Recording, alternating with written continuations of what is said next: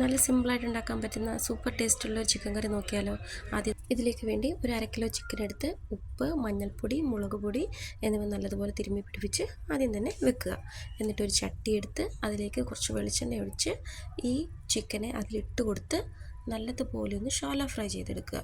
ഒരുപാട് deep fry ഒന്നും ചെയ്യേണ്ട, ജസ്റ്റ് ഒന്ന് ഷാലോ ഫ്രൈ ചെയ്തെടുത്തിട്ട് മാറ്റി വെക്കുക.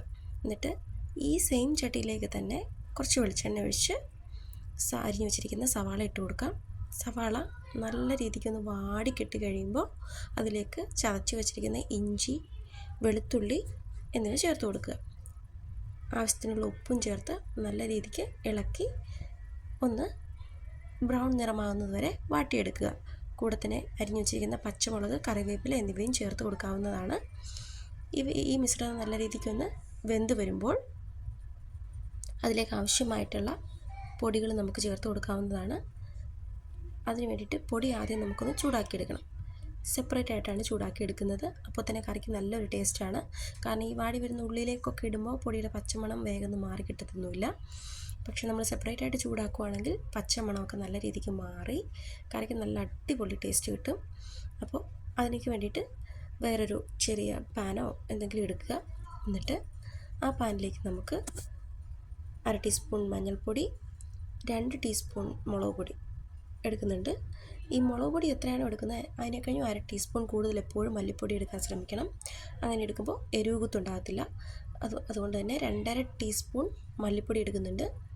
ഇത് ആദ്യം തന്നെ ഒന്ന് നന്നായിട്ട് ചൂടാക്കുക. കരിഞ്ഞു പോകാത്ത രീതിയിൽ മീഡിയം ഫ്ലെയിമിലിട്ട് നല്ല രീതിക്കൊന്ന് ചൂടാക്കിയതിന് ശേഷം 2.5 ടീസ്പൂൺ, അതായത് സെയിം അളവിൽ മല്ലിപ്പൊടി എടുത്തേക്കുന്ന സെയിം അളവിൽ ചിക്കൻ മസാലപ്പൊടിയും കൂടി എടുത്ത് അതിൻ്റെ കൂടെ തീ ഓഫ് ചെയ്തിട്ട് ഇട്ട് കൊടുത്താൽ മതി. എന്നിട്ട് ഒന്ന് വാട്ടിയെടുക്കുക.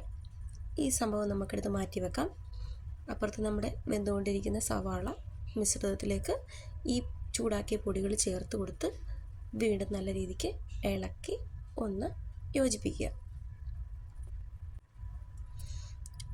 ഈ പൊടികൾ ചേർത്ത് ഇനി പിന്നെ പച്ചമണം മാറാനൊന്നും നമ്മൾ വെയിറ്റ് ചെയ്ത് നിൽക്കേണ്ട ആവശ്യമില്ല. അപ്പോൾ തന്നെ നമുക്ക് അരിഞ്ഞ് വെച്ചിട്ടുള്ള ഒരു പകുതി തക്കാളി കൂടി ചേർത്ത് കൊടുക്കാം.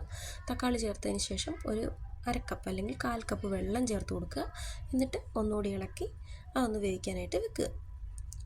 ഇതെല്ലാം കൂടി ചേർത്ത് വെന്ത് ഒന്ന് സെറ്റായി വന്നു കഴിയുമ്പോൾ അതിലേക്ക് നമുക്ക് ആവശ്യത്തിനുള്ള വെള്ളം, ചിക്കൻ എത്ര ചാറ് വേണോ അതിനനുസരിച്ചുള്ള വെള്ളം ഒഴിച്ചു കൊടുക്കുക. എന്നിട്ട് നേരത്തെ നമ്മൾ സോട്ട് ചെയ്ത് വെച്ചിരിക്കുന്ന ഈ ചിക്കൻ പീസസും കൂടി അതിനകത്തേക്ക് ഇട്ട് കൊടുക്കുക. എന്നിട്ട് വീണ്ടും നിങ്ങൾക്ക് എത്ര ചാറ് വേണോ അതിനനുസരിച്ചുള്ള വെള്ളം ചേർത്ത് നല്ല രീതിക്ക് മൂടി വെച്ച് നല്ലതുപോലെ വേവിച്ചെടുക്കുക. ഇനി ഇതിലേക്ക് നമ്മൾ വേറെ പ്രത്യേകിച്ച് മസാല ഒന്നും ചേർക്കുന്നില്ല. കുറച്ച് വീട്ടിൽ തന്നെ പൊടിച്ചെടുത്തിട്ടുള്ള ഗരം മസാലപ്പൊടി മാത്രമാണ് ചേർക്കുന്നത്, മറ്റൊന്നും ചേർക്കുന്നില്ല. പക്ഷേ ഈ ടേസ്റ്റാണതിന്. നല്ല സൂപ്പറായിട്ടുള്ള ചിക്കൻ കറിയാണ്. ഇടയ്ക്കിടയ്ക്കൊന്ന് ഇളക്കി കൊടുക്കാൻ മറക്കണ്ട. നല്ല രീതിക്ക് ഒന്ന് ഇളക്കി കൊടുത്ത് ചാറെത്ര വേണോ അത്ര ആവുന്നത് വരെ നമുക്ക് നല്ല പോലെ വറ്റിച്ചെടുക്കാവുന്നതാണ്. അടിപൊളി ടേസ്റ്റുള്ള ചിക്കൻ കറിയാണ്. എല്ലാവരും ഒന്ന് ട്രൈ ചെയ്ത് നോക്കണം.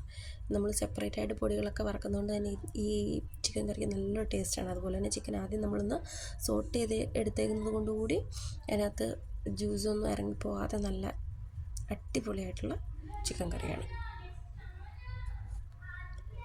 ഇത് ചോറിൻ്റെ കൂടെ, ചപ്പാത്തിയുടെ കൂടെയോ പൊറോട്ടയുടെ കൂടെയോ എന്തിൻ്റെ കൂടെ വേണമെങ്കിലും കഴിക്കാം. എരിവ് കുത്തൊന്നും ഇല്ലാത്ത നല്ല രുചിയുള്ള ഒരു ചിക്കൻ കറിയാണ്.